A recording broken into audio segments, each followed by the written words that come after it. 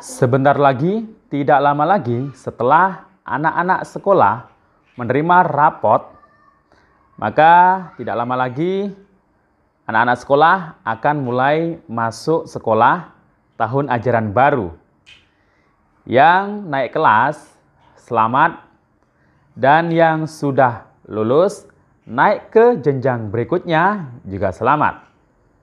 Namun terkadang yang menjadi permasalahan ketika anak baru masuk sekolah di tahun ajaran baru, ini orang tua banyak yang mengeluh mengenai biaya pendidikan anak sekolahnya.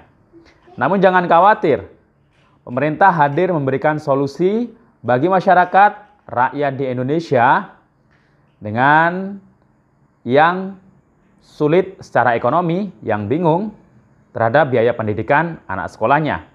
Karena ada banyak bantuan sosial untuk para orang tua dalam membiayai pendidikan anaknya. Apa saja? Simak terus video ini sampai akhir dan kita intro dulu.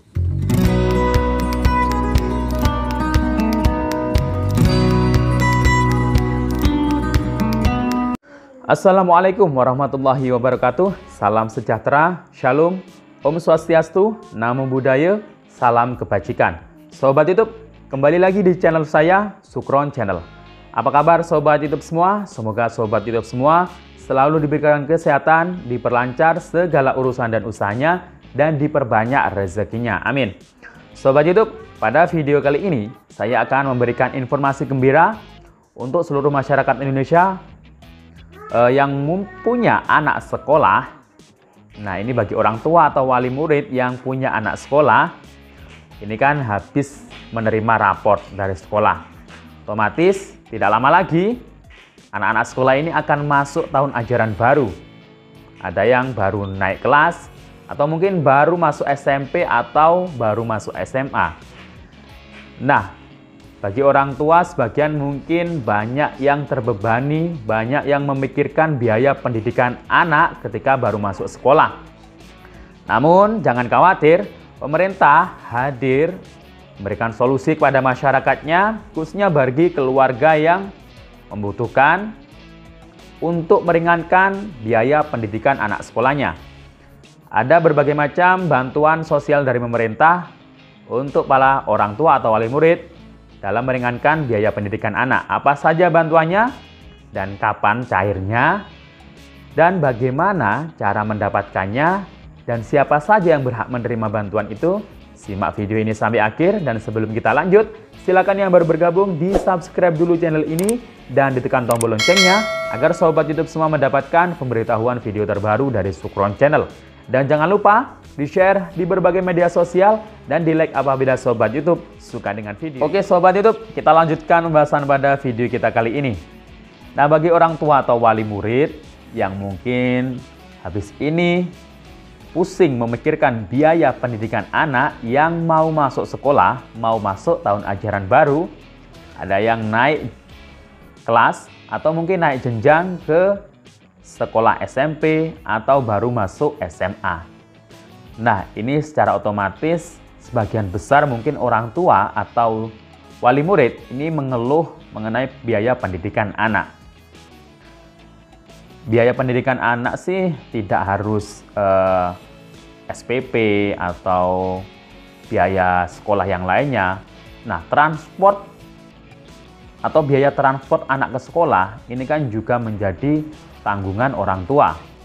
Ada juga mungkin membayar ekstrakurikuler atau mungkin peralatan sekolah seperti sepatu, tas, atau mungkin seragam.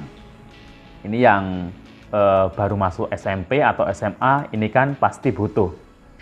Nah, jangan khawatir karena pemerintah ini hadir untuk memberikan atau meringankan biaya pendidikan bagi orang tua atau wali murid yang kesulitan dalam biaya pendidikan anak. Nah, ada jenis bantuan yang diberikan pemerintah kepada masyarakat untuk membiayai biaya pendidikan anak sekolah. Yang pertama, ini adalah Program Indonesia Pintar atau PIP. Nah, PIP ini biasanya yang menerima bantuan ini diberikan sebuah kartu, namanya kartu KIP, Kartu Indonesia Pintar.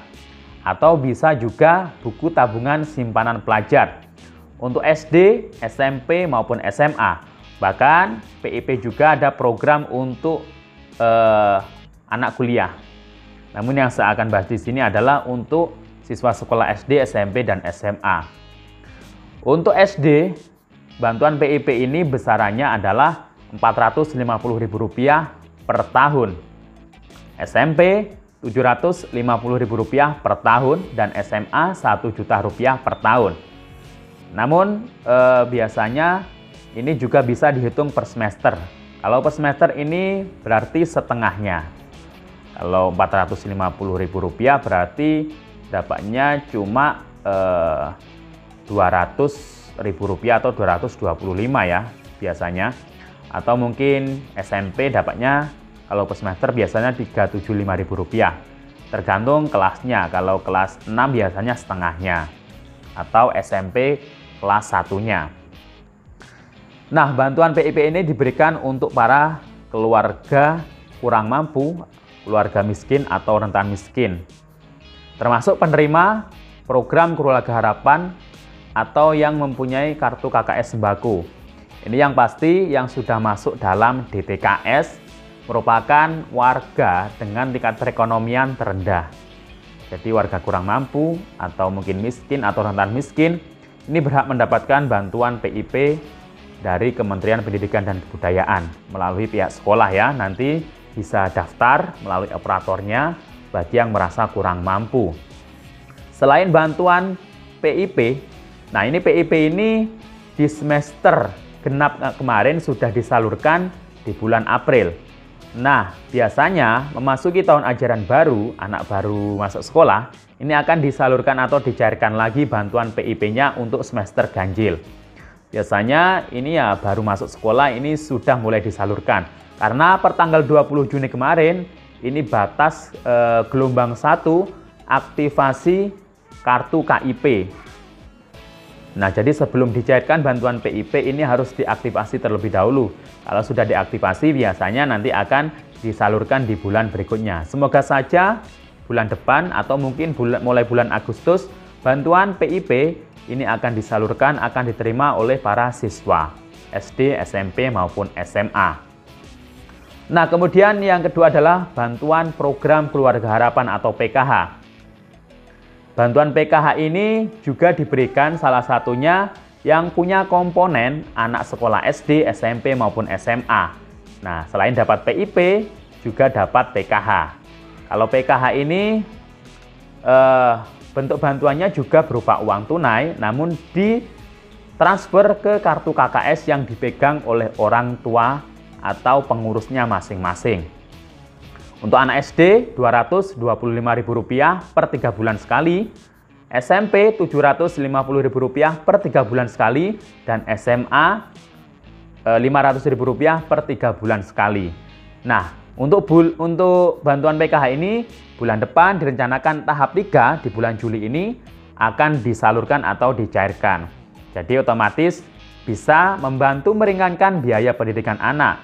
Bisa untuk biaya transportasi ke sekolah atau mungkin membeli perlengkapan sekolah anak.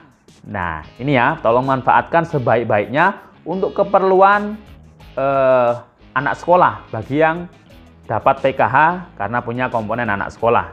Jangan dibuat untuk kebutuhan pribadi orang tua. Jangan dibuat untuk keinginan pribadi orang tua. Jadi, utamakan anak sekolahnya karena masa depan keluarga Anda juga itu nanti kan pasti akan bangga, akan senang melihat anaknya pendidikannya sampai tuntas. Oke, Sobat YouTube, jadi dua tadi. Sebenarnya banyak juga mungkin dari daerahnya masing-masing untuk bantuan anak sekolah, dan mungkin bantuan BOS atau yang lainnya. Nah, namun yang dari Kementerian Sosial dan Pendidikan Kebudayaan dari pusat ini ada 2 bantuan itu tadi ya. Di Jakarta juga mungkin ada ya secara khusus bantuan untuk anak sekolah. Nah, jadi itu ya Sobat YouTube, 2 bantuan tadi ini biasanya akan dicairkan ketika anak sekolah baru masuk tahun ajaran baru. Nah, ini tolong dimanfaatkan sebaik mungkin. Kedua-duanya ini peruntukan bantuannya ini hampir sama ya. Untuk biaya pendidikan anak sekolah, bisa untuk uang transportasi ke sekolah, atau kegiatan ekstrakurikuler, atau mungkin membeli perlengkapan sekolah seperti tas, sepatu, dan yang lainnya. Nah, semoga dengan adanya bantuan ini, diberikan khusus untuk warga masyarakat kurang mampu, keluarga miskin atau rentan miskin yang sudah masuk dalam DTKS yang diprioritaskan. Nah, maka dari itu kalau mau dapat harus masuk ke dalam DTKS terlebih dahulu yang punya anak sekolah ini khususnya, agar nanti berpeluang mendapatkan kedua bantuan tersebut. Demikian informasi dari saya, sampai jumpa di video saya selanjutnya. Wassalamualaikum warahmatullahi wabarakatuh.